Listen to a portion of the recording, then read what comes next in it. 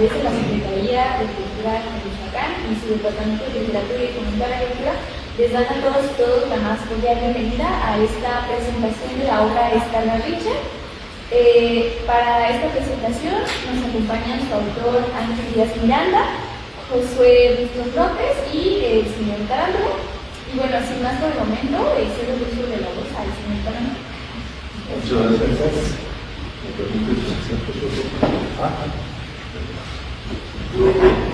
Hola, muy buenas tardes. Les saludamos con gusto y también saludamos a las personas que están en la transmisión en vivo de este poemario, Escala Richter. ¿Qué ventanas tienes abiertas aquí? Chiquititas.com. No sé cuál soy.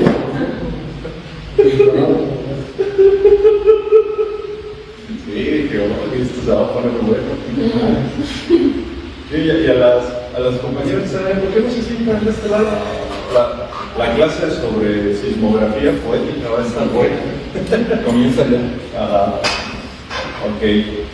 Pues bueno, como decía, les damos la más cordial bienvenida tanto a las personas que se encuentran aquí como a quienes nos acompañan o nos acompañarán después. Esto es gran parte de la tecnología, ¿no? Después o durante la pandemia, pues la proliferación justamente de estos enlaces remotos que también nos sirven para dejar constancia y dejar memoria de este tipo de eventos que pues es bastante difícil organizar, coincidir, y por ello, a propósito de la organización, pues en primera instancia quiero dar las gracias al Departamento de Literatura de la Secretaría de Cultura del Estado de Michoacán, en especial pues a Alma, que es la encargada y quien nos apoyó con el tema de logística. En segunda instancia, pues a Alma Segura, la encargada del Centro de Documentación e Investigación de las Artes, quien nos facilita pues estar aquí en este espacio. Allá en Facebook no lo pueden ver completo, pero es inmensa la biblioteca que está acá y que están aquí trabajando, entonces está como bien chido llegar y ver libros por todos lados, ¿no? Está como muy alivianado. Entonces, pues muchas gracias por la logística, muchas gracias por el apoyo. Siempre es importante que para difundir proyectos y eventos culturales, pues evidentemente se pueda sumar la voluntad y el esfuerzo de la gente, pues justamente para compartir lo que se hace. El día de hoy, pues como ya bien se dijo, estaremos en la mesa aquí su servidor, es el burro por delante, el señor Tarántula. Porque pues yo voy a contar más bien unos chistes, ¿no? En lo que llega la gente que va a tomar mezcal. Le voy a hacer algunos comentarios más bien en mi calidad de editor. Posteriormente le daremos la palabra a Josué Bustos López, que es poeta. Acabamos de presentar la semana pasada su tercer poemario. Tiene 3 poemarios: Fantasista, Hábitus y Peregrinos. Acabamos de presentar su último poemario, entonces él hablará también propiamente del contenido del libro, y al final pues el autor Ángel Díaz, a quien me gustó mucho que yo me referí como en el boletín el puertorriqueño y ellos el boricua. Entonces me encantó esa apropiación, ¿no? Como decir, ya llegó el boricua, ¿no? Aquí está. Entonces al final le vamos a dar la palabra a él para que pues nos hable de este poemario. Y pues también pues haga algunos comentarios a propósito del mismo. En el rubro también de los agradecimientos es importante hablar que esta es una colección con la novelísima editorial Botete Books, ¿sí? Ahí nuestro querido amigo Raúl Alciniega, que justamente pues se están sumando. Ellos específicamente están en el rubro de la poesía y me gusta mucho cuando hacen sus posts en Facebook porque dicen: somos una editorial independiente, dice que se adhiere a la firme idea de publicar poesía sea como sea, ¿no? Entonces eso me encanta, ¿no? que surjan estas propuestas que justamente pues van a dar cuenta de lo que acontece en lo contemporáneo. y el hecho de que este libro pues justamente salga con 2 editoriales independientes, Silla Vacía y Botete Books, que también le mandamos saludos a Cris Ayub, que está ahí pendientazo, nos dijo, ¿van a transmitir? Y yo, sí, vamos a transmitir. Entonces, buena vibra, Cris, también es parte del equipo de Botete Books. Justamente ayer en la cena con Ángel y con Erika, su compañera, que está también aquí presente, hablábamos justamente de la importancia de, hoy en día sobre todo, de publicar en editoriales independientes para que pudieras promover tu trabajo de manera íntegra y que no pudiera tener recortes y que no hubiera censura. La gente podría pensar que en materia editorial eso fue en la Edad Media, en el oscurantismo, pero al tratarse el mundo editorial de una industria, pues el tema de la censura hoy más que nunca es muy, muy importante. No se diga sobre todo con la cuestión de la corrección política, ¿no? Ya a veces se nos dice qué se debe decir o qué no se debe decir, y ahí es donde toman fuerza los proyectos independientes, justamente para que autores y autoras digan lo que quieren decir y generen una propuesta desde la honestidad, que es lo que se espera, y desde la parte creativa. Así que, a propósito del libro, y ya entrando con mi participación, me quiero permitir leer una de las 2 reseñas que vienen en la contraportada, la más pequeña, porque la otra es de Carlos Cosiña, y ahorita que ya tengan el libro, pues ya la van a leer. Carlos Cosiña ya nos quería mandar un ensayo, ¿no? Con notas a pie de página y todo, y pues es una eminencia, ¿no? Y se le respeta, pero en mi calidad de editor le dije, podríamos acotar un poco de contenido, porque pues él se quería explayar, y eso para nosotros es importante, se quería explayar para hablar de lo bueno que es este libro, ¿no? Pues yo como editor, pues qué puedo decir, ¿no? Entonces, más bien opto por leer la reseña más breve, que es de Roque Raquel Salas Rivera, y esta dice así: Escala Richter es un poemario donde el estruendo repercute en silencios. Un poema largo de intensidades y estremecimientos intercalados que desarman el idioma. Su punto de partida son los terremotos que transcurrieron en el sur de Puerto Rico entre desastres coloniales, huracanes y pandemias, y aborda su impacto duradero sobre quienes viven entre los escombros. Díaz Miranda estremece con una poesía inquietante y poderosa, en una colección donde cada palabra carga un mundo. Roque Raquel lo dice muy bonito. Yo lo único que les puedo decir es que el poemario está muy chingón. Y está muy chingón por lo siguiente, porque cuando ustedes lo abran, como este también hay en Facebook, está acompañado de muchas imágenes que no están puestas ahí de manera aleatoria y que evidentemente tienen un sentido para hacer consonancia con, obviamente, pues, el poema propiamente dicho. Ante ese sentido, pues justamente Raúl, quien ha publicado 2 poemarios con nosotros, y que es importante decirlo, y ya lo platicábamos, Escala Richter constituye el libro de poesía número 21 de Silla Vacía, ya sea editado por nosotros mismos, en coediciones con Quintancáfora o con otras universidades, pero justamente de nuestro acervo de 104 títulos en 10 años de labor editorial, tener 21 poemarios y, como en este caso, con presencia internacional, al igual que con la de Raúl, pues evidentemente eso es muy importante. Así que, pues justamente a través de Raúl es que conozco a Ángel, empezamos el diálogo a través del correo, a través de la bendita tecnología, y para mí como editor pues es importante, y para él como autor es importante que el material valga la pena, ¿no? Porque al final de cuentas, lo hablábamos hace unos momentos, va a salir a un mercado editorial, a un mercado donde hay miles y millones de opciones, tan solo en español, no en habla hispana. Entonces, pues él me manda el poemario para evaluación, para checar, para todo, ella me lo manda con una idea muy clara. No crean que yo puse las imágenes ahí como editor porque ahí se me antojó, sino él me lo manda, le digo en el correo, oye Ángel, le digo, pero es que esto ya está maquetado, le digo, esto ya está diseñado en sus interiores prácticamente, le dije, así es como lo quieres dejar. Me dice, sí, esa es la propuesta. Entonces comencé a leer, comencé a avanzar y de inmediato me agradó porque en lo particular me gustan este tipo de propuestas. Hay personas a las que pues, les puede gustar el decasílabo, hay personas que les puede gustar una poesía donde se diga que las flores son rojas y el cielo es azul, y hoy me siento triste porque no estás tú. Y es válido, ¿no? Está chido, pero en lo particular, pues, esta poesía de inmediato a mí me remite a justamente los poetas malditos, ¿no? Cuando yo veo algo como cuando yo lo leí, pues de inmediato pensé en el acomodo tipográfico de Mamarmé y un lance de dados, ¿no?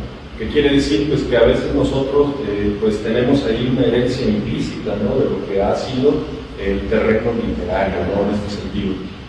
Así que yo empecé a leer y me gustó que Ángel estuviera jugando mucho con los espacios, estuviera jugando mucho con el tema de las imágenes, porque insisto, cada imagen en el lugar donde está y lo que esa imagen propiamente refiere, también por sí misma nos está diciendo algo. Nosotros ya tenemos un campo semántico identificado que surge como a raíz de los terremotos, ¿no? Que sacudieron Puerto Rico en determinado momento, pero entonces de repente nosotros podemos ir leyendo y podemos detenernos en una parte donde hay una imagen y podemos ahí emular algo si es que queremos.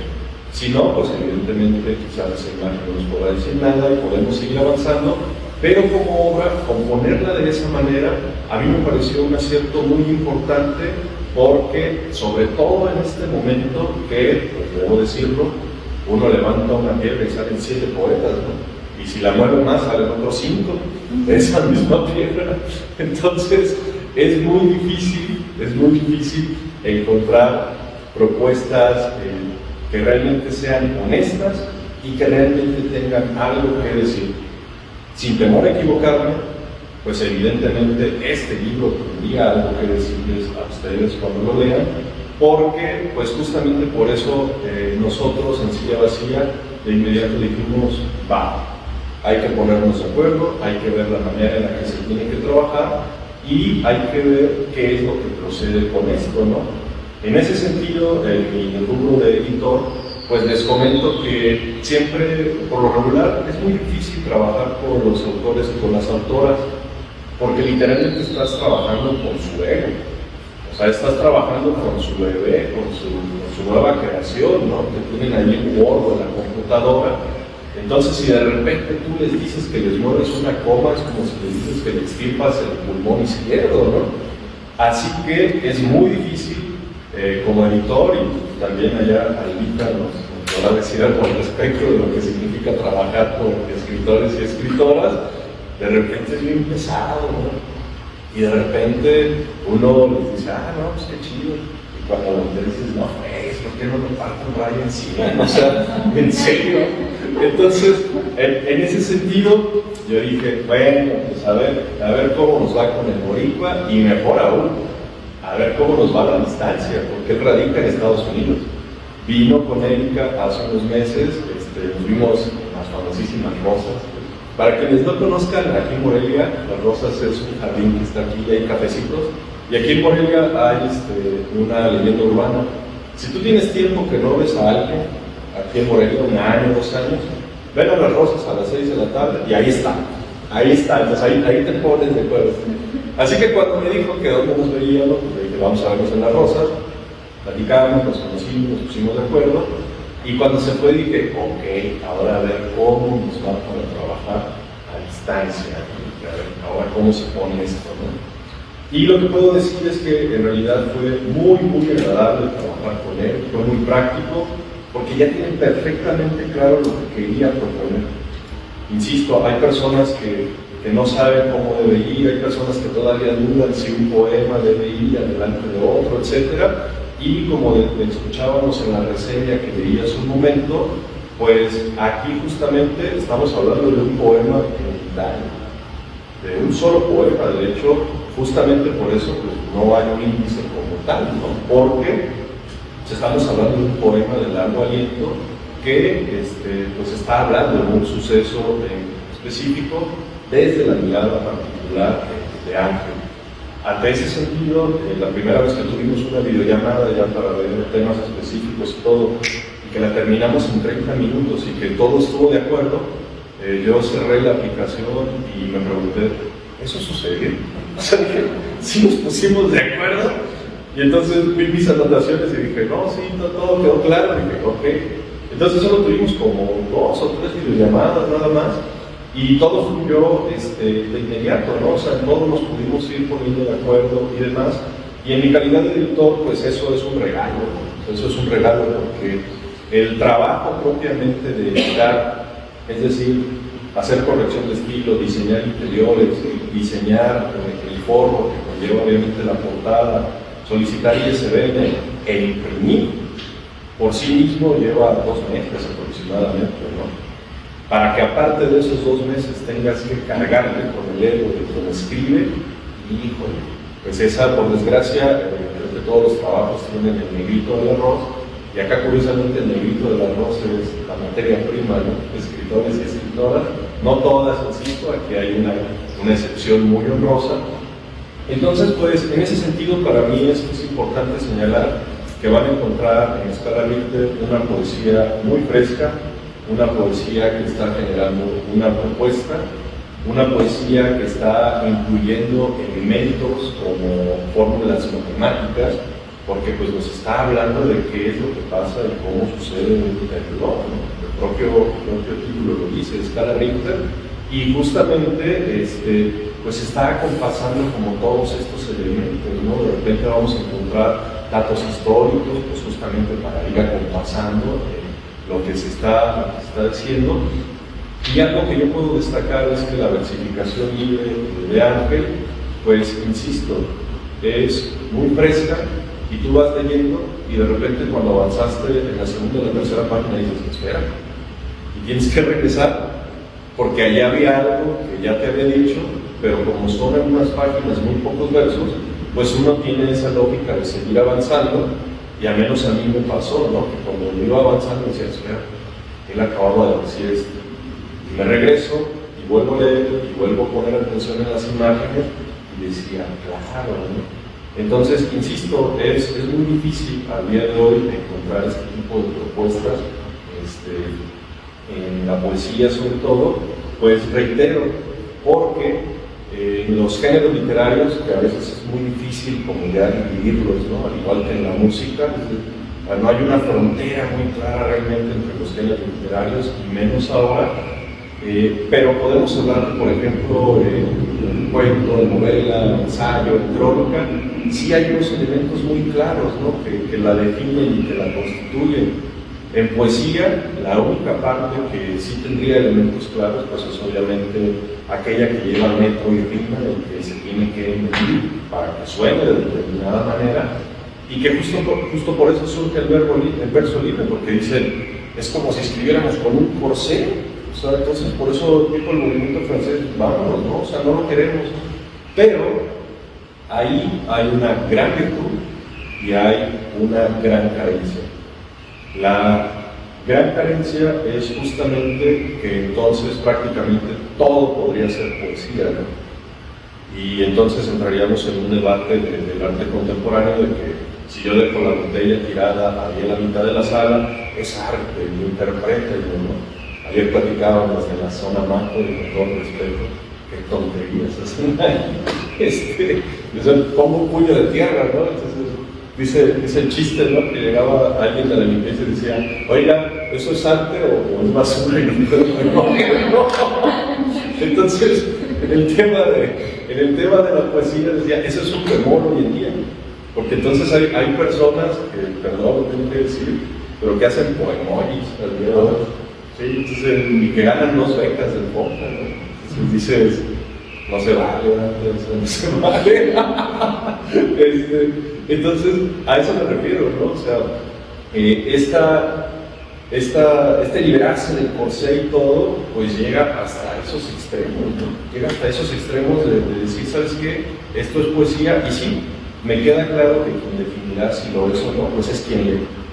Y pues queda claro que los poemoides tienen tanto fin que pues, hasta los becas tuvieron, ¿no? De nivel federal, pero quitando calamidades como esa y como muchas otras más que por desgracia tengo que leer, pues tenemos también estas propuestas, ¿no? Y también como la de Josué, ojalá también se acerquen a la poesía de Josué, que comercial la encuentran en Amazon, y enseñan así de editorial. Josué Bustos López y ya. Y ahí, que ya abajo les va a salir el que en su celular tiene abierta la pantalla de chiquititas.com. No, solo busquen sus libros de Amazon. Pero insisto, y con esto cierro para darle ya la palabra a Josué, pues en la otra parte, pues nos encontramos con esta poesía que aparte de fresca, me parece justamente que trae una propuesta y que reitero, pues también habrá personas que podrían no gustarle, que es muy válido, pero en lo particular y sobre todo pues a mí que lo que leo ya últimamente más es poesía, pues a mí me agradó mucho y por eso no titulé un segundo en que lo debíamos publicar y por eso buscamos las mejores maneras y qué bueno que también se sumó Lopete Books, qué bueno que existen ese tipo de propuestas editoriales, pues que estén dispuestas a sumar, ¿no? A decir, vamos a materializar los proyectos. Así que pues, sin más, insisto, pues yo soy el editor, entonces pues, también técnicamente algo tiene que ver aquí de mío, pero pues, insisto, cuando ustedes vean el poemario, pues ustedes sí me dirán, ese señor Tarántula sí tiene razón, o van a decir, se mamó, voy a leer poemollis. Eso es todo, muchas gracias.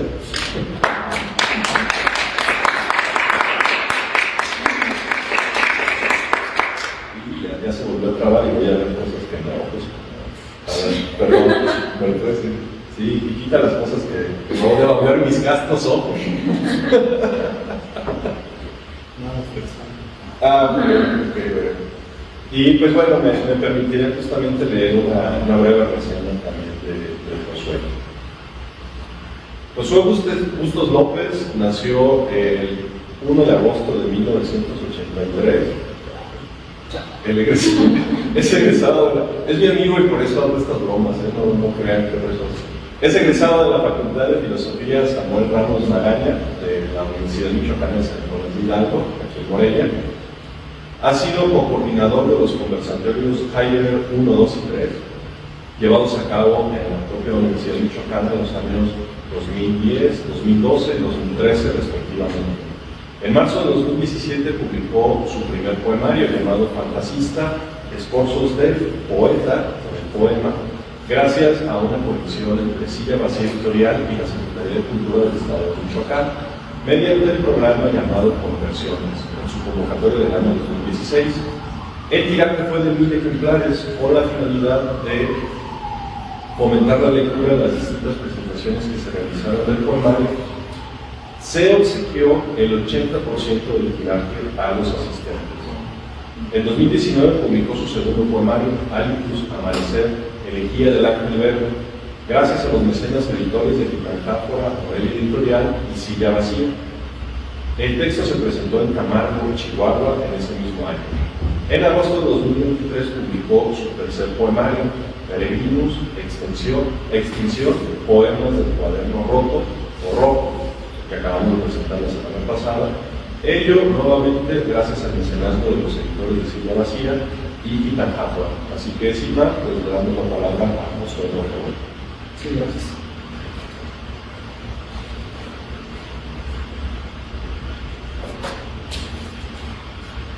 Bueno, yo voy a ser breve. Elaboré un escrito que, a fin de cuentas, como toda presentación, también es una invitación a conocer el texto, a conocer a su lectura y también a aproximarse a los detonantes que de alguna manera, pues esos textos que se generan en el terreno perdido. Entonces, sin más, comienzo la lectura. Escala Richter. Un esbozo sobre la escritura como energía liberada. Tengo una cita con la muerte en alguna disputada barricada. A medianoche, en algún pueblo en llamas, cuando la primavera se encamine otra vez al norte, y yo siempre, fiel a mi palabra, no faltaré a mi cita. Trataré de ser breve en esta presentación para dar cuenta de un tema mexicano, la energía liberal. Los versos con los que inicié este escrito pertenecen a Alan Seeger. Fue un poeta que combatió y murió en la Gran Guerra. Y cito unas cuantas líneas para dar cuenta del sistema nervioso social bajo el cual se inscribe esta experiencia pública. Sí.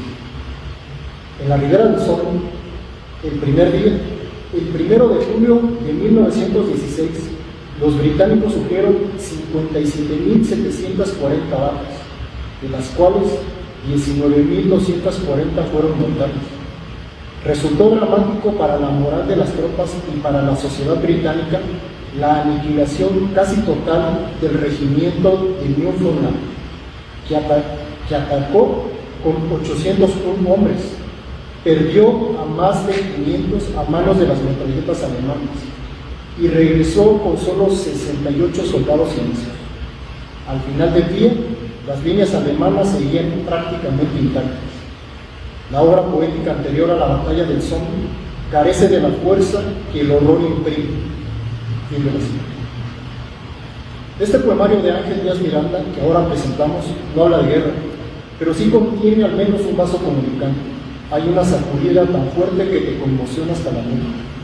Entender el temblor, entender lo que se libera, sufrirlo, padecerlo, transmitir la réplica encarnada en la mano a través de la mano vibrante, poner el crisol una parte de la evidencia, un gramo de conciencia que se destaca un esfuerzo de nuestro tiempo de derrumbar y sin embargo, a grosso modo, rescata algo.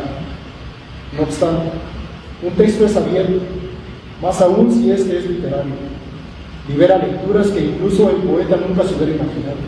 Así que me serviré de otros textos para intentar dar un estampo, una aproximación que hago desde mi muy particular lectura.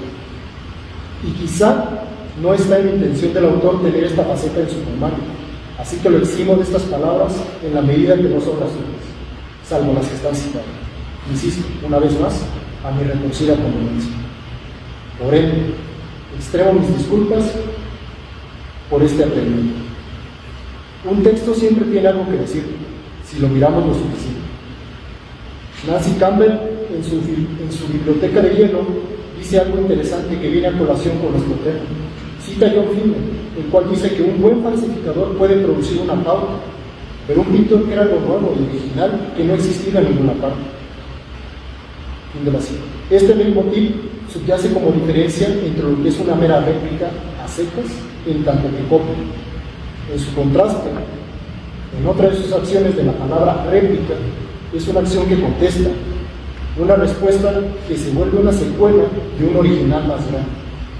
En esta última sección es donde se instala el poema. ¿Se puede comprender la magnitud de la energía liberada? Imposible una respuesta. El primer sismógrafo eran dragones con 8 sacos, una bola de bronce. La finalidad, alertar para ponerse a salvo. Era un instrumento para detectar el movimiento de la intensidad padecida. No obstante, no hay un sismógrafo que mida a cabalidad la energía liberada en la pluma temblante. En el recuerdo habita la sacudida. Se resiste a esta vocación de abandonar. Ángeles. El contorno del estrecho de Bering se pintó en una foca, en la piel de una foca. Esta necesidad de plasmar ha sido siempre un recurso humano. Si bien no es una escritura como tal, se puede entender que este delineamiento es una digresión de esta, pues de alguna forma, en esa piel de foca se escribe un contorno geográfico. ¿Cuánta energía se libera? Imposible saberlo. Insisto, Ángel Díaz Miranda dice que el terremoto es el huracán subterráneo. Conexiones, otras réplicas, otro autor. Henry David Thoreau, con su carácter más rudimentario pero sincero, dice que es vano ponerse a escribir si te tiemblan las piernas. No obstante, muchos escriben porque algo le tiembla en su mano, una experiencia repercute, libera tinta, abre espacio. El relámpago es una exageración de la luz. La luz también tiembla, el temblor también cae del cielo. otra vez conexiones, otras lecturas, otros autores. Porque uno escribe también desde lo que le tiembla en la mirada, a pesar del dolor de las ruinas, a pesar de los escombros, a pesar de todas esas fracturas que nos han quebrado el alma. Escribir, rumiar parte de esa energía liberada. Chantal Maillard nos dice: escribir para curar en la carne abierta, escribir para ayudar la angustia que describe sus círculos de cóndor sobre la cresta, escribir el dolor para proyectarlo. Una sombra no hace la noche entera. Se escribe para morder de nuevo el anzuelo de la vida, escribir como quien muerde un rayo. Es inútil el verso que no tiene un legado que entregar. Por ello, escribir para situarse. Tu mente es la sirena que obstaculiza el viaje. En cualquier punto estás en el inicio. Tanta es la sed y tan pútrida es el agua. Sobre todo, hay que escribir para recordar lo importante. Gracias.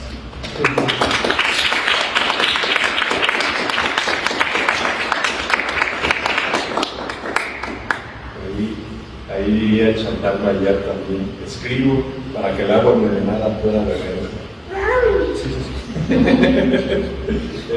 Muchas gracias, Josué. Ayer le habíamos platicado en la cena con Natalia, aquí a Ángel y a Erika, que me gustaba a mí mucho invitar a Josué a las presentaciones porque él siempre hacía la tarea. Sí, que era un lector muy atento. Literal te dije, o sea, y les dije, les dije: va a hacer la tarea, va a llevar citas textuales, va a comparar con otros autores. Y lo que me faltó decir ayer fue que seguramente iba a citar a alguien que alguno de nosotros no conocía. Entonces, pues muchas gracias, Josué, porque siempre es enriquecedor que alguien se comprometa con la lectura. Y justamente en este tipo de eventos que, como bien decíamos, es una incitación, es una invitación a que se lea. Entonces, pues gracias. Y bien, pues ahora justamente toca el turno de darle la palabra aquí al autor, a Artemías Miranda, y me permito leer también una breve semblanza de él. Nació en 1977 en Aybonito.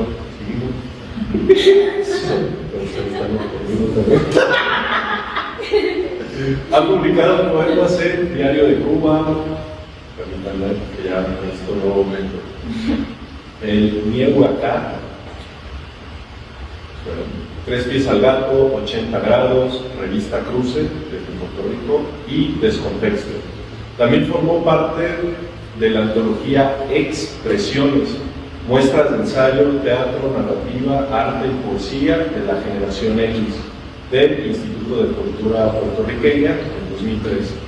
Es autor de Catálogo de Inconsistencias y Leptospirosis, aún inéditos. En 2015 ganó el segundo lugar del Premio Nacional Guajana de Poesía Nobel.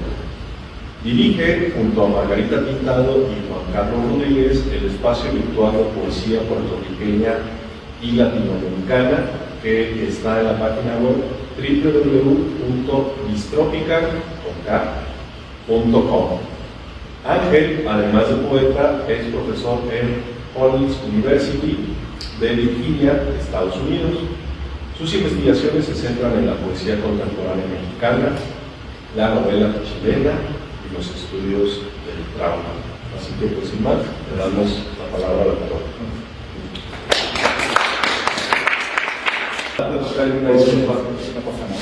No, quiero tocar como una serie de agradecimientos a usted por una lectura tan visual,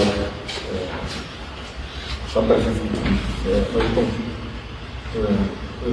Y a Raúl Carrillo Arcinel, a Miguel Ángel, al lector Filosofía, y principalmente a mi compañera, porque siempre me atreve a escribir y a pensar.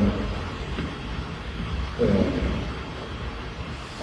que esta es la edad que me hace pensar, mientras me hace pensar.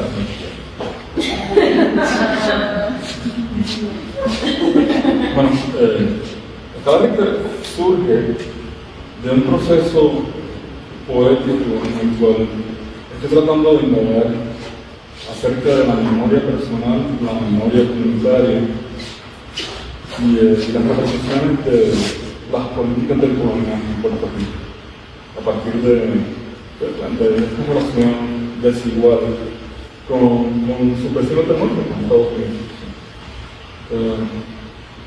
No sé, creo que mejor ver, ¿sí? Pero quiero empezar con un poema que no es de Escala Richter, que se llama Nocturno, y que es un soneto. Porque la mía realidad, a veces miren, en realidad, escuchaba a Miguel Ángel y pensaba, bueno, que a veces no quiero que por ser. A veces yo de repente pienso, quizás quiero comerme, no sé, una hamburguesa, a veces quiero comerme una chile sin calada.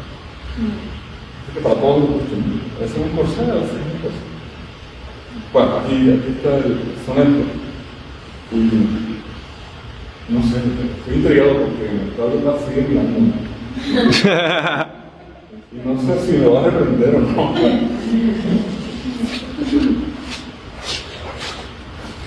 Si es el único que me está mirando así, me veo.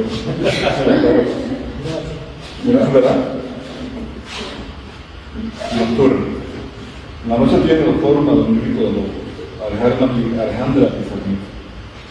La noche es réplica de los fríos que ha ido dando. Su oscuridad incita el aullido de la bestia, palpita en el constante horror de vivir. ¿Es la noche sin sentido o es olvido? Es una angustia que no cesa y que habita en la página. Es la sílaba escrita. Es el estertor del lobo abatido. La noche no es lo que la noche enlaza, es lo que de mí dentro de mi piel y en cicatriz ardiente se transforma. La noche es lo que la noche rechaza, es la mordida o el grito que la forma en el golpe hondo que enciende el recuerdo. Y es a partir del recuerdo que se dispara escala Richter. El doctorante es la memoria, pero no solo la memoria, sino la memoria en función de entender algo más allá de las cultas del puertorriqueño medio. Y es un intento de hacer poesía que se acerca al silencio posterior al terreno. Y por favor, si cuando quieran interrumpir porque se sienten insultos. Prefiero el diálogo. Bueno, de acá les quiero leer un poco. Y de verdad, en serio, interrumpan si quieren saber algo, si les interesa escuchar más de algún fragmento de poema. En plena confianza. Preferiría eso. El libro empieza con dos epígrafes, uno de Kimberly O'Leary, que es una escritora filipino-americana, y otro de Francisco Matos Paoli, que fue uno de los grandes poetas puertorriqueños que no mucha gente conoce. El primero dice reenact, reincarnate y earthquake. Y el segundo, ¿cómo depositaremos el cuerpo en rebelión si el astro no aparece en su sangrar, si no hay temblor posible en las pisadas, si no existe el confín que reignora? Claro. Sería amable con la audiencia. Sí, ¿cómo? No quería todo.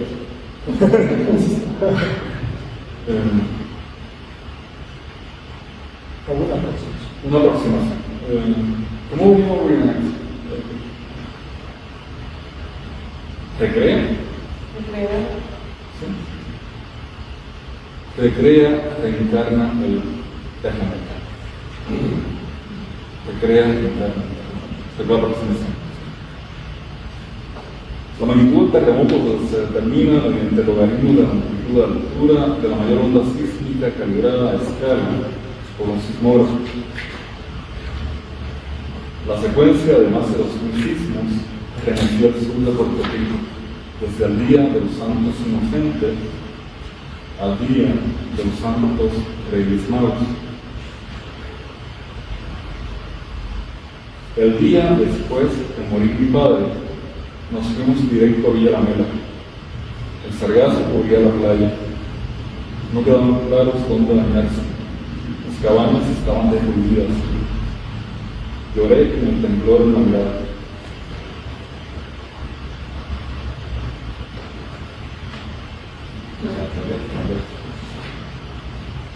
La escala de Richter es una función logarítmica que se usa para medir la magnitud de los terremotos. La magnitud de un terremoto se entiende en relación a cuánta energía libera.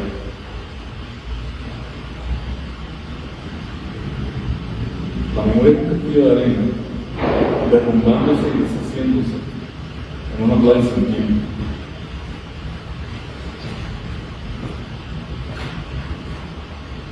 Encarna el terremoto para siempre.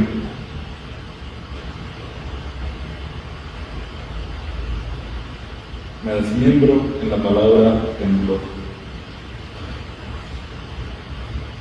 El cuerpo deshecho, el cuerpo textual.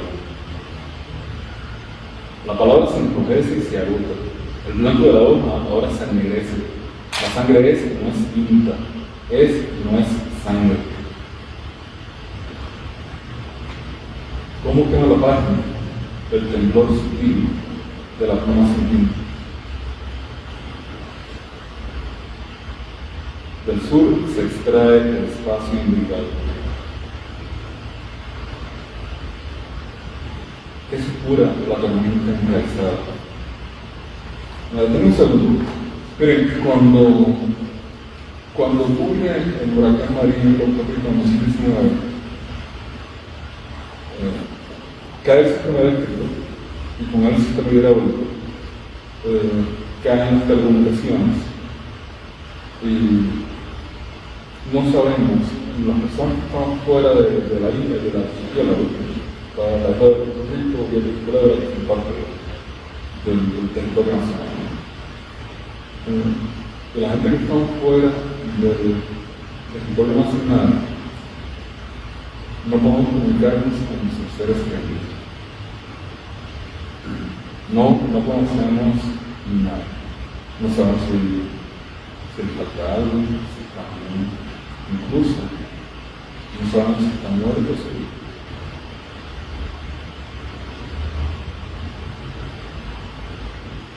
Y luego del paso de Loreta Marina comienza a hacer con de tambores. Así que el paso del desastre natural como reflejo del desastre político de la colonia.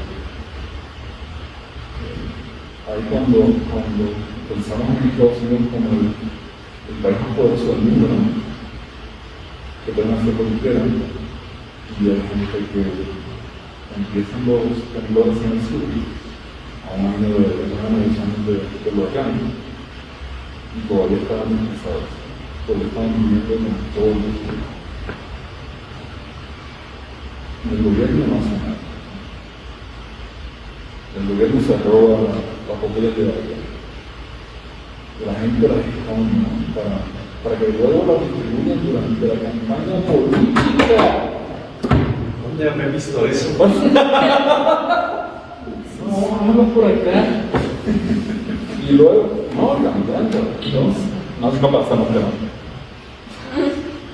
Entonces hay quienes se dan golpes de pecho porque son padres.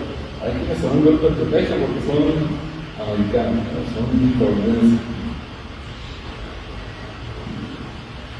Vemos que los estadounidenses de verdad no confían. Les cuento, el primer sismógrafo fue inventado el primer sismógrafo fue inventado en el año 132 por Chang Heng, un astrónomo y matemático chino. Él decía que había creado una veleta de terremotos. Ese primer sismógrafo era un dispositivo en forma de urna, con 8 figuras en el relieve. Eran dragões. Cada uno tenía una bola de bronce en la boca.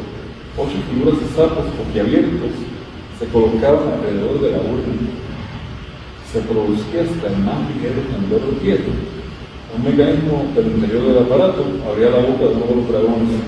Entonces, la bola de bronce le caía en la boca a uno de los sapos y hacía suficiente ruido como para dar la alerta. Ya no solo pregunta la verdad. ¿Qué esperamos? El tiempo nuestro, el ciclo del derrumbe. El tiempo nuestro, el ciclo del derrumbe. La palabra resplandece y se oculta, el blanco de la hoja en blanco se mancha. La tinta es y no es tinta. La tinta es y no es sangre. La tinta es y no es tinta.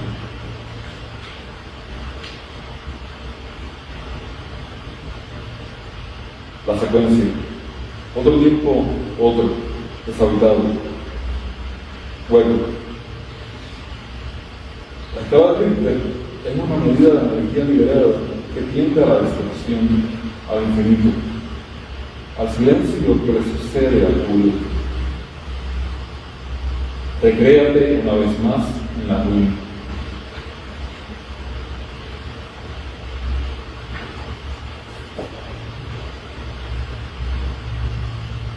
La idea lógica logarítmica de la magnitud de terremotos fue desarrollada por primera vez por Charles Richter y Benno Gutenberg. Y esto fue en la década de 1930. Richter y Gutenberg querían medir el tamaño de los acontecimientos sísmicos que se producían en el sur de California. Richter y Gutenberg utilizaban datos de frecuencia relativamente alta de las estaciones sismográficas cercanas. Esta escala de magnitudes se denominó ML. La L es una abreviación de local. Con el paso del tiempo, ML se conocería como la magnitud Richter. Gutenberg nunca quiso incluir su nombre porque tenía vocación de anonimato. Su anonimato era un trazamiento lento, como antigua placa tectónica. El estremecido, el atormentado. Estremecimiento como derrumbe, el derrumbe como agua arrebatada, el agua como pulsión de tormenta, la pulsión, el enjambre, la secuencia. El terremoto es el huracán subterráneo, como una tempestad subcutánea, como un temporal estático, como un silencio imposible, como una isla que no cesa. La destrucción es otro anonimato. Soy la bola de bronce a punto de caer. Soy el sapo con la boca abierta para siempre. Soy la réplica. El derrumbe aislado, cono de escoria.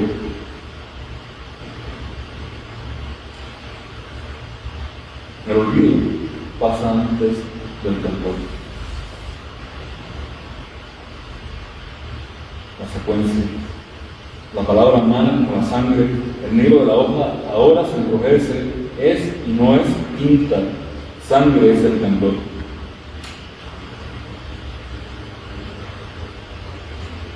Mi madre ha parado de llorar cada noche por 2 años, tiritaba azul entre los escombros del recuerdo. Voy a desmembrarme en tu lenguaje.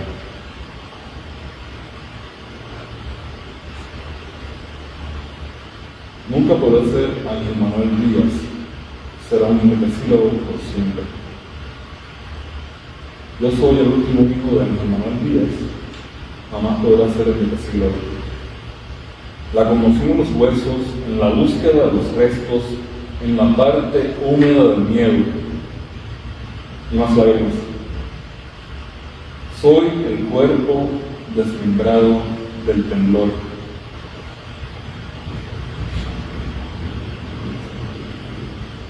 Hablamos un rato, no me quería interrumpir, ¿por qué?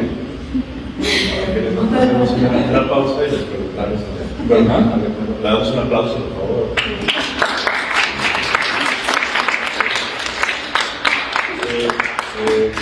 antes que nada, perdón por la llamada, no se compre, pero yo insisto que la televisión de 50 pulgadas que está en mi cuarto, ya la pagué.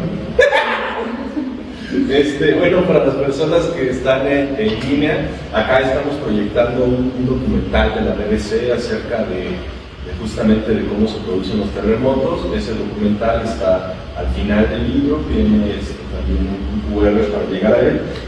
Y a propósito, pues hacemos esta breve pausa para saludar justamente a las personas que están allá en línea. Antonieta Costa, que fue la primera que se conectó, Elibet Díaz, Carmen Cerrato, a lo mejor conoces a Elizabeth Miranda. Sí.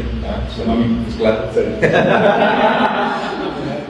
Dice, le mando saludos a mi hijo. Y dije, ok, pues señora Eli, buena vibra desde acá, desde Morelia, Michoacán. Y claro, nuestros amigos de Botete Books están en Charleston, desde allá están viendo también la transmisión.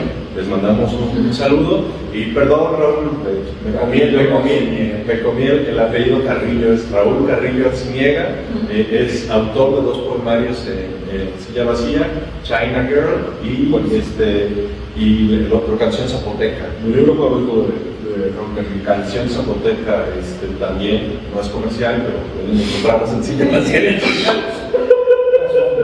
Casualmente.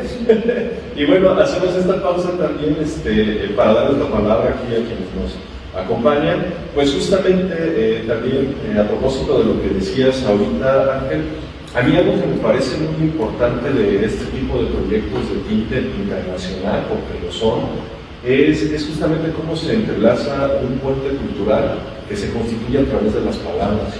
Porque tú lo mencionaste bien, o sea, que hay un autor puertorriqueño que ni siquiera se conoce mucho allá. Acá nos sucede bastante, ¿no?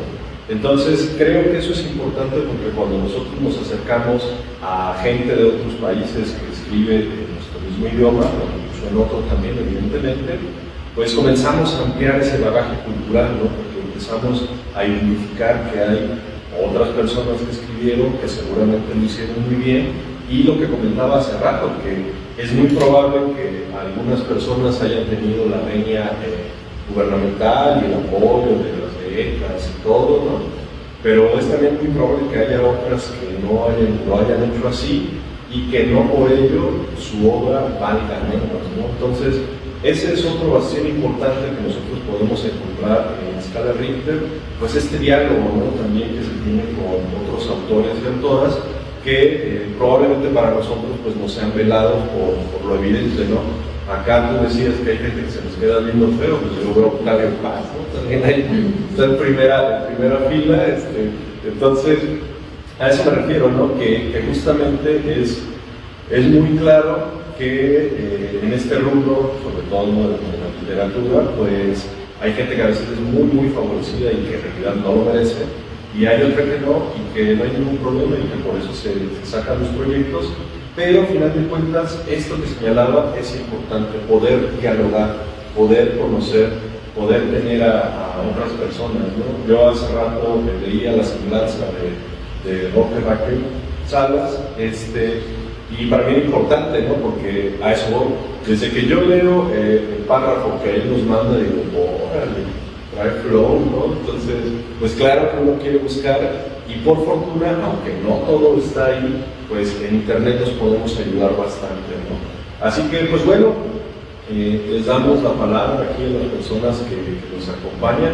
Eres bendito, todas las mujeres.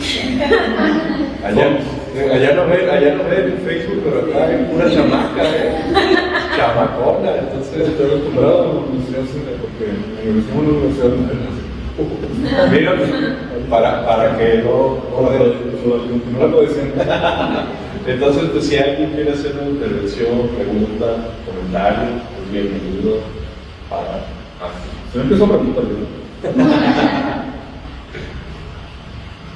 ¿Qué digo yo? Bueno, a mí me gustaría que nos compartieran lo que estábamos hablando de hoy, ¿no? Me gusta mucho el trabajo que se hace entre la parte de las imágenes con el texto. Y eso es algo que yo creo que es muy, muy, muy valioso. Entonces, yo ayer ya me traje con el texto, pero yo creo que ahorita valdría mucho la pena que lo que nos platicaba, ¿no? De la elección de las imágenes, o sea, eso tiene un porqué, y yo creo que eso también es parte de la obra poética como tal, porque hace un conjunto en la Biblia es un conjunto artístico, ¿no? Pues eso es un hecho. Pues sí, es que también pienso que como un objeto de arte. Es un poemario fragmentado, también un objeto de arte. Y pensaba en la posibilidad de cómo lograr un efecto en lectores del futuro. Y especialmente lectores puertorriqueños. Y consulté con Raúl Carrillo, consulté con Miguel Ángel. La mejor manera de presentar y plasmar el poemario como un sujeto, obviamente mostrar para pensarlo como una continuación del mismo ímpetu hacia la memoria. También porque estratégicamente también, ¿no? Porque ya estamos compitiendo por lectores, estamos compitiendo con, no sé, con videojuegos, con películas, con en tercera dimensión. Y creo que la visualidad muy occidental, la visualidad siempre nos agarra. Es un gancho. Y en términos más concretos, tuvimos varios, no debates, pero digamos siempre se aseguró de verificar todo. Por ejemplo, hay unas imágenes que casi se pasan de los niños. Como la convención, o sea, si ustedes saben el libro, van a ver que quizá parece que una imagen está pegada y como alguien podrá pensar, fue un descuido como editorial porque no dejaban como estas. Pero eso tiene un porqué. Estamos hablando como, para mí eso significó trasladar incluso el movimiento, trasladar incluso el movimiento del sismo al libro también. ¿En qué página está? La página 49. Ajá, sí, No creo que se alcance a ver allá. Pero acá se los pongo aquí para que lo vean, ¿no? Solo diría, eso fue como un error, ¿no? Pero no es un error.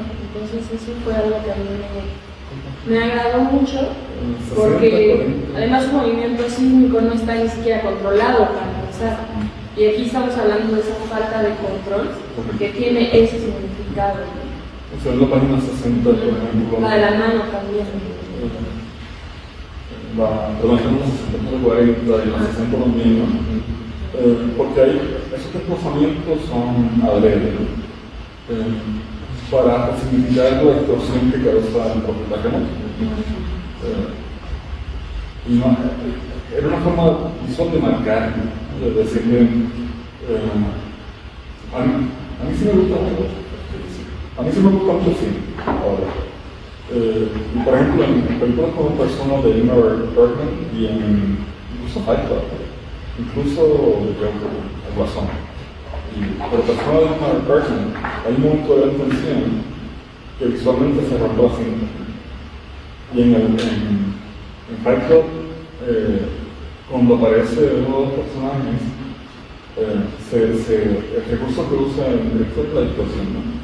Y quería plasmar eso en el papel estático, ¿no?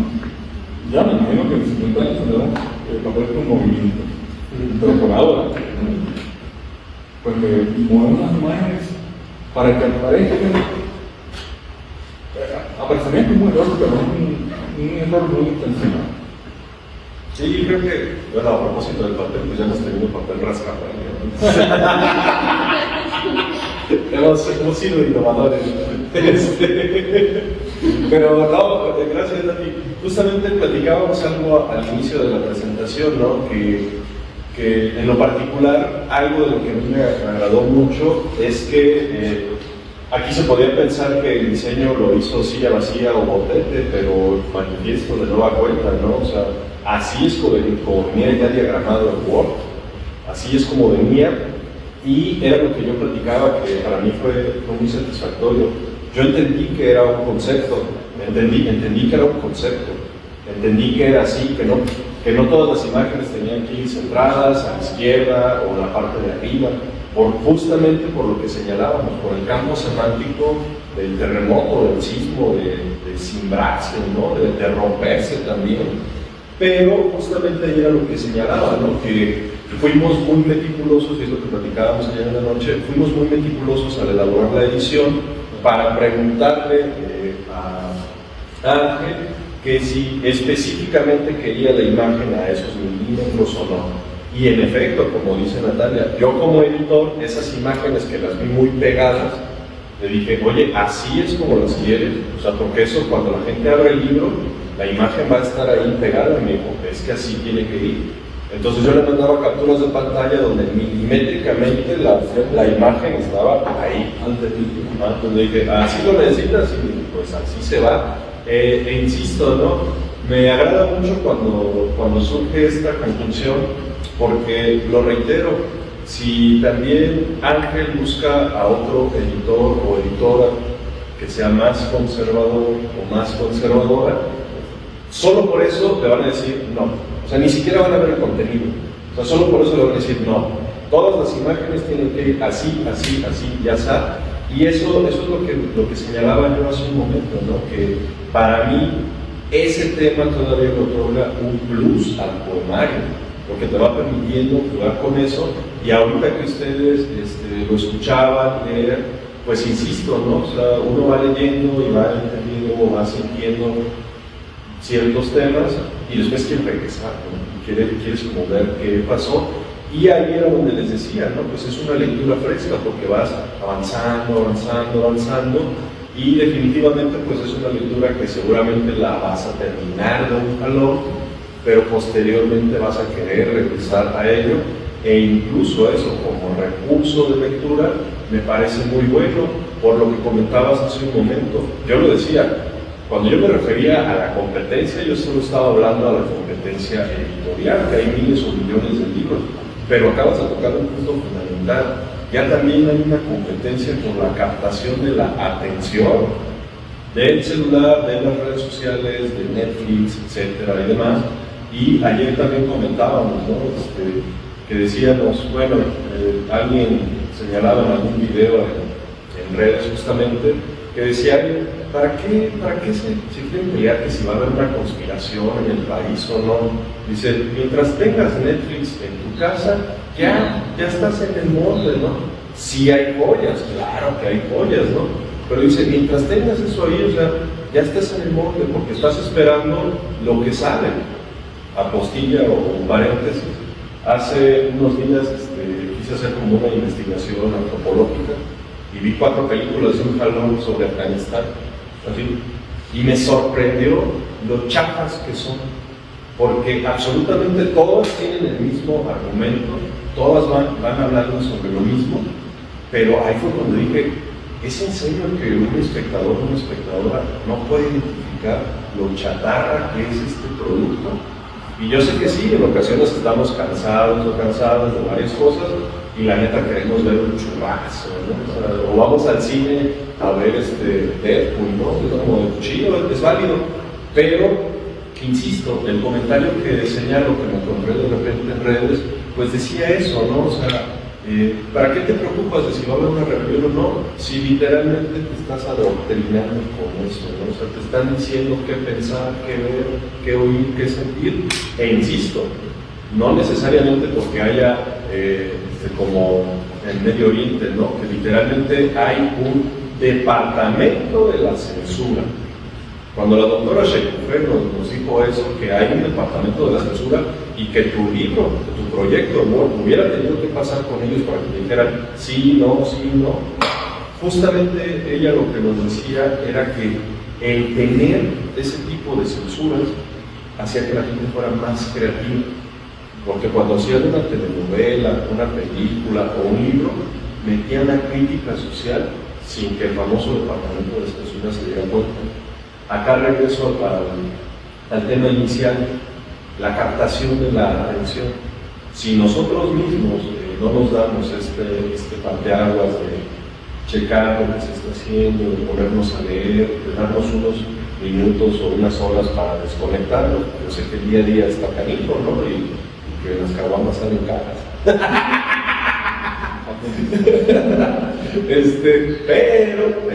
Pero sí hay momentos, ¿no? Como estos donde se puede descubrir propuestas, ¿no? Así que, pues no sé si alguien más allá del público quiera hacer una pregunta. Carla. Pues a mí me parece muy interesante, yo no he tenido la oportunidad de leer y hasta ese momento pues... ¿Cómo? Dice que está barato que compres dos. Sí, no, la verdad me parece muy interesante y bueno, te felicito porque me parece una propuesta pues muy bella. Yo lo que destaco mucho o lo que me hace pensar mucho es esta cuestión cultural que compartimos, ¿no? Entre Puerto Rico y México con la parte de los temblores, ¿no? Con el sismo del 2017, el del 85, y pienso en cómo, incluso en toda Latinoamérica, ¿no? Pienso en el temblor como la catástrofe, pero y no solamente como este fenómeno geológico, sino pues también, ¿no? Como en el imaginario latinoamericano anclamos muchas veces el temblor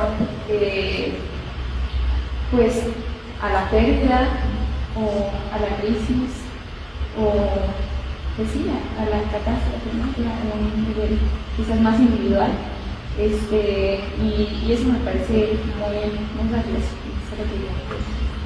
Sí, realmente me parece escalofrío. Y realmente, ¿verdad? Yo no sé cómo andar. Tan cómodo que me quedé como hablando. Incluso esta parte, ¿no? De que ya cada que es septiembre, pues estamos como... O sea, ya hacen anuncios oficiales de no es que sea septiembre y haya temblores, ¿no? Y nos tienen que explicar que ya todos estamos así. Pero no pasa como por ejemplo. ¿Perdón? En septiembre empezamos a viendo récord. Ah. Y entonces diciembre, enero, temblores. Yo tengo, bueno, me llama mucho la atención también desde este punto que comenta Carita, y justo cuando hablabas de los temblores del sur, yo reconocí esta cosa como, pues sí, geológica, pero también todos esos terremotos y eso que decías, el silencio viene antes de, o sea, claro, el olvido, porque no vivimos igual las catástrofes en el sur, ¿no? Global, eso me llama mucha atención. Pero cuando hablaste de la concepción del lector, que habías pensado en el lector del futuro, como que me hiciste cuestionarme mucho, y luego cuando estaba, o sea, como que lo fui enlazando con las opiniones, con los comentarios de Miguel Ángel, con esto mostrarle a una forma de hacer distinto. Él al principio hablaba de un poema de largo aliento. Luego entendí, porque como que me fui como ahí construyendo mi reflexión, esas cosas que pasan, no, es esto. Pero cuando dijeron, no, ese era el largo aliento, pero luego ya atravesé con tu comentario eso y pensé en los lectores clásicos, los lectores del futuro, y entonces la lectura frente a estos otros dispositivos que son finalmente otro tipo de lectura, porque también se leen cosas en las películas y otras cosas que nos gustan o no, me llamó la atención como el fragmentar también un poema de largo aliento, pensando en un lector del futuro que es un lector quizás, yo no analizo como la lectura de dispositivos, soy muy fan de los dispositivos electrónicos de lectura, pero sí pienso que nos han cambiado en algunas dinámicas de nuestra toma de lectura, la misma vida, ¿no? O sea, que se tienen mil ocupaciones. Entonces, el hecho de fragmentar, me llama mucho la atención o sea, que hayas mencionado mi concepción del lector, porque entonces pienso, no sé, a mí me marcaste una ruta de lectura, ¿no? O sea, me llevo el libro con la idea de me encantan las autores temblores, pero también quiero conocer tu concepción de lectura. De entrada, pienso que es esta lectura, este lector que lee fragmentos, que luego puede volver. Yo no sé, a veces digo, estoy aquí en esa oportunidad, que quizás te lo avientes todo, ¿no? Quizás nuestra lectura del futuro ya no está, no sé, no me arriesgo a decirlo, sí es más fragmentaria, porque leemos en el transporte público y no te lo echas, ¿no? Todo, o sea, ya vamos combinando la lectura con actividades propias y me da de estimular un poquito cuando ya tenemos que tratar las caguamas. Pues empezamos a tener lecturas fragmentarias, entonces me llama la atención por concepción También lo diseñado en pantalla para que pueda ser hecho un libro, pero para también poder ser leído en la pantalla. Claro. Porque, o sea, yo soy mi primer lector. Y tenía todo un proceso de cosas que estaban. Entonces cuesta. La posición de las palabras es tan importante como la forma en que escriben son, para mí, de igual importancia para lograr la metáfora extendida, la alegoría de la nación y de la memoria personal en torno al terremoto, y sí, costó bastante y cortó muchísimo. O sea, fue un proceso de preparar un texto de mucho más largo para que sea esencial de alguna manera. Pues me interesa la posibilidad de leer, sí, a veces estamos ahí en el tren, en el autobús, y leemos un poquito y que se pueda leer en el celular, que se pueda ver y leer. Porque ahora creo que el lector del futuro, el lector del futuro, el lector del futuro, va a leer y va a ver hacer el futuro. Por en realidad yo no sé, ¿no? Mis estudiantes me dicen, por ejemplo, Díaz, es que leo mejor en el teléfono. Pero ¿cómo se la pantalla así de chiquita? No, porque es la cárcel de la forma. No, ya, es que aquí ya lo leo ahora y luego voy a practicar karate y eso pues facilitar un poco. Si podemos, a mí se me hace muy bonito volver en el campo semántico del libro. Se me hace muy me gustaría compartir esa experiencia. No sabe, pero sí se alcanza a ver. Entonces, ahora el blanco y la mancha tipográfica de los dos versos. Y me interesa compartir esa experiencia la experiencia estética incluso un tema muy difícil. Sí, ahí a propósito y muy buen planteamiento, gracias. Justamente lo señalaba en mi intervención, ¿no? O sea, el tema con esto es captar la atención y como bien dices, ¿no? O sea, cada vez por lo vertiginoso que está haciendo todo en cuanto a la sociedad y a nivel global, no es exclusivo de México, de Puerto Rico, de Estados Unidos, pues cada vez va a haber menos tiempo para esto, ¿no? Entonces, justamente ahí es donde yo hablaba e insistía mucho de la frescura, de jugar con estos blancos en la página y la mancha tipográfica del verso, porque como bien señalaron, o sea, eso te da una experiencia estética. Y cuando señalaba que se podría leer de un jalón, pues si te llevas el libro un día al café y vas a leer, sí te lo avientas, ¿no? O sea, pero ahí está el tema, que te des el tiempo de comprar el libro y luego ir al café y tener ese tiempo, ese espacio. Pero si vas en la combi y demás, y vas leyendo, pues puedes avanzar una parte, pones tu separador y luego vas checando qué. Pero insisto, mi señalamiento en cuanto a que la lectura es fresca y es ágil y genera propuesta, es justamente por lo que señalaba hace un momento, ¿no? O sea, hay otro tipo de textos cuya lectura requiere mucha mayor concentración. No les voy a decir de quién, pero está en esta mesa. y el lado derecho. No les voy a decir de quién porque él también juega muchísimo con la hoja en blanco, con la tipografía, con la caja, y él genera versos dentro de los versos, ¿no? Entonces, esa lectura yo no la recomiendo que la hagan en el camión porque no van a saber dónde bajarse. Sí, no van a saber dónde bajarse, pero es muy propositiva también la escritura de Josué. Entonces, a eso me refería, no le resto importancia o valor a ninguna de las dos propuestas de las que estoy hablando específicamente, simplemente eso que decía, que son las maneras propias de expresar. Y para cerrar este comentario, pues sí, yo creo que lector y lectoras del futuro, pues cada vez van a tener menos tiempo y cada vez van a necesitar los contenidos más cortos, ¿no? O sea, yo no me imagino ni en este momento, ni en el 2034, a alguien que quiera leer tranquilamente El Incurable de David Huerta, ¿no? Un poemario en prosa de 432 páginas, ¿no?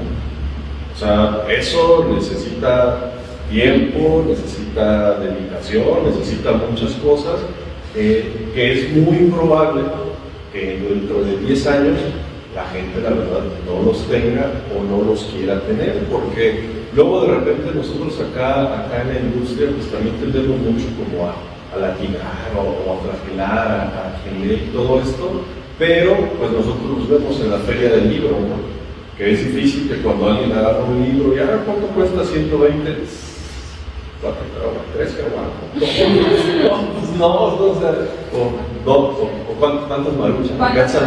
¿cuántas maruchas alcanzan con esto? ¿No? O sea, y es en serio, o sea, y para mí ha sido triste, lo platicábamos también ayer, o sea, para mí es triste ir de repente a las ferias de libro y ver que hay gente en verdad muy interesada en el material y que seguro lo va a leer con mucho detenimiento, pero pues que son 150, 200 baros, que la neta alcanza a un miércoles aquí de pollos, ¿no? O sea, entonces, insisto, ¿no? Creo que los tiempos de lectura y en el futuro van a ser todavía más cortos que los que tenemos ahora, porque pues va a estar más vertiginoso y ahí, y con esto cierro esta participación, ahí justamente va a tener más valía esto que decía Ángel, va a tener más valía tener el libro objeto.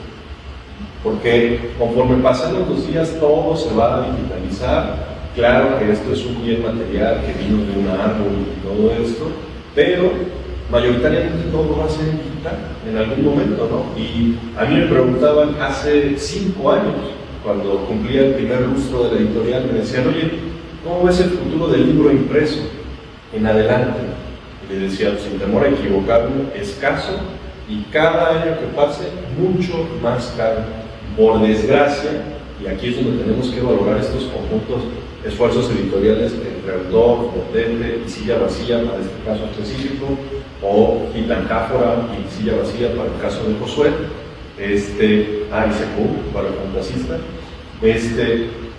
que por desgracia, esto que tenemos aquí, que ahorita podemos tener, ojear, marcar, etcétera, por desgracia, decía a este periodista que en años venideros iba a ser más fácil que nosotros tuviéramos en nuestro hogar propaganda política, por ejemplo, en papel, o que pudiéramos tener en nuestro hogar el catálogo de Stanford, que ellos sí tienen dinero para pagar el insumo del papel y para hacer miles y miles y miles de tirajes, que un buen libro, ¿no? Que cada vez el papel iba a ser más caro, que iba a ser más sencillo encontrar revistas de la socialité, el espectáculo y todo, impresa en papel, a un libro, ¿no? En este caso. Entonces, creo que también este esfuerzo conjunto de todas las partes, pues nos permite tener en este caso específico, pues un libro objeto, insisto, con un tipo de poesía que gracias a la confianza de Ángel,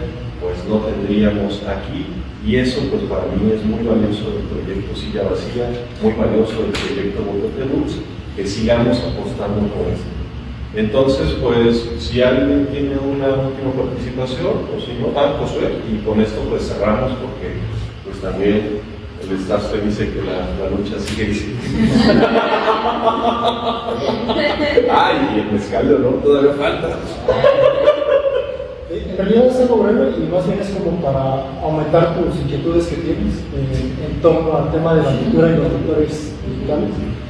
Ahora mismo no recuerdo por desgracia el autor de un artículo, pero lo encuentro muy sencillo, está en inglés, un inglés muy accesible. Se llama ¿Por qué el cerebro prefiere el papel? Ah, sí, no, más bien, pero yo a donde iba no era tanto como al papel, sino esta posibilidad de algo que es de largo aliento, fragmentarlo pensando en un vector del futuro. Un poco en relación, porque una de las cosas que menciona el autor es que un concepto muy interesante es que los lectores digitales en su lectura, en su desarrollo del lector, realmente terminan más estresados que las personas que empiezan a leer en un libro. ¿Por qué? Quizás por el enfoque que les exigen, eso es por un lado. Y por el otro, por esta lectura fragmentaria que empiezan a hacer. Les empiezan a generar una especie de lectura esquizofrénica, que empiezas a tener un vínculo, saltos sobre vínculos, y terminas por no tener fin. Entonces eso termina por tener un pensamiento que también repercute en la organización de tus ideas. Sin embargo, y este es el plus del libro, el texto, que aquí sí se representa el concepto de inicio y de fin. O sea, el cerebro espacializa, no tienes esta disonancia áptica, ¿no?, que menciona el autor del texto. Entonces, yo creo que plus puedes tener unas ventajas y otras desventajas por el otro lado, ¿no? No obstante, el beneficio del papel, la lectura física sí tiene más recursos mnemotécnicos. O sea, tú puedes recordar el sonido del carbón cuando estás rayando, el olfato, que de alguna manera recuerdas algo que vas pasando, ¿no? O sea, la mancha en el papel, estás tomando algo, el mole. Sí. Hasta reivindicar, ¿no?, la lectura. A mí, por ejemplo, leo mucho en digital, no que solo leo en digital, pero algo que me cuesta mucho es como volver, ¿no? Me hace mucho ruido la lectura. Justo eso que comenta Miguel Ángel, que también es una ventaja del libro físico, ¿no? Como volver y hasta ubicarse espacialmente, como, por esta página. Y ese sí es algo que aunque puedas poner las marcas, por ejemplo, en Kindle, pues es una experiencia de lectura es que bien física y tienes más recursos mnemotécnicos, ¿no? Más recursos para poder recordar cosas. Sí, más fácil. Y yo solo quería mencionar algo así que me gustó mucho, o sea, me falta leer todo, pero ahorita en los amigos, me gustó mucho trasladar el tema del temblor de un espacio geográfico al temblor personal. Porque creo que todos hemos sido temblores en algún momento y hemos vivido caos y temblores así físicos e internos. Me gustó un montón la comparación del primer sismógrafo a yo también. Soy ese sapo que o sea, siempre va a estar ya indicando el temblor y yo pues me dan muchas ganas de terminar de leerlo porque esto me va a hacer preguntar, ok, ¿qué es? Pues estás en todo. Ahorita le llevo y además eso, ¿no? A mí me hizo preguntarme que sabemos qué pasó después del temblor en este espacio, en México, pero me invita mucho a la reflexión de qué va a pasar después de mi temblor y de posibles temblores que yo vaya a vivir. Entonces eso me gustó mucho de ¿Algo para hacer? Sí. perdón, y por eso creo que en Intermedias yo no te interrumpía porque yo sentía la vibra así como bien densa de pensar en el temblor de la muerte de las personas, el temblor personal. Entonces yo creo que por eso, no sé si fue general, pero yo sí, como que sí nos envolviste en ese tema como de, entonces ya como dijiste, ya interrumpa, ¿no? Ok, ya, regresamos. Sigue. Aparte es una cuestión, ¿no? Como, o sea, yo pienso mucho en la alarma que suena en los simulacros, ¿no? O sea, es de un tema de ansiedad, sí, ansiedad, emoción, comunicación, todo, ¿no? Entonces, yo creo que por eso no Bueno, mi último comentario es una parte del texto. Por si acaso mi mamá puede preguntar. Mi madre, una casa en ruinas, un aposento de la desolación, masivo, terremoto liberándose. Mi madre, la mujer luz de los santos. Cuánta energía emana de la última rey. Gracias.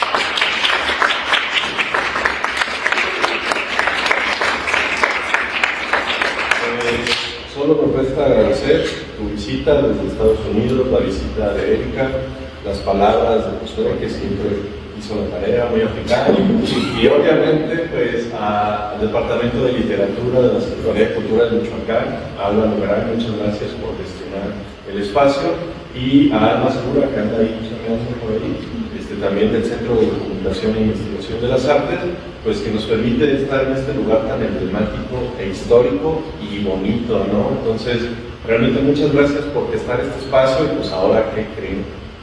Mezcal de cortesía. En Facebook se lo debemos. Pero bueno, muchas gracias a todos. Buena vida.